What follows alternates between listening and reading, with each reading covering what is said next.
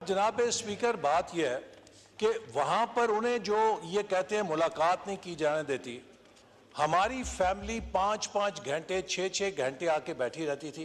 पता ये चलता था कि जनाब अभी वो वीडियो और ऑडियो रिकॉर्डिंग करने वाली टीम नहीं आई है तो आपकी मुलाकात नहीं हो सकती। हमें किसी वकील से मिलने की इजाज़त नहीं थी, हमें किसी दोस्त के साथ मिलने की इजाज़त नहीं थी। ये चेयरमैन साहब के तो बयानात ऐसे चलते हैं जैसे बनी गाला से प्रेस कॉन्फ्रेंस कर रहे हैं। तो इनको मेरा ख्याल है कि अब फिर वो जेल में एक दिन मैं जब पेशी पे आता था तो जैसे ये टाई सूट पहनना आदत है तो रिमांड के लिए लाते थे तो मैं टाई सूट में ही आता था। तो एक दिन मुझे सुपरिटेंडेंट कहने लगा कि सर हम आपका रिमांड लेने के लिए भेज रहे हैं, आप तो ऐसे टिशन मिशन करके जा रहे हैं कि जैसे किसी फंक्शन में जाना है। तो मैं कहा यार हमारे पंजाब में कहते हैं कि शरीकियां दे जाना है ना तो सज वज के जाइदा, रोईदा नहीं है, ताकि उन्हें ये सबूत ना पड़े कि हम कमजोर पड़ गए हैं।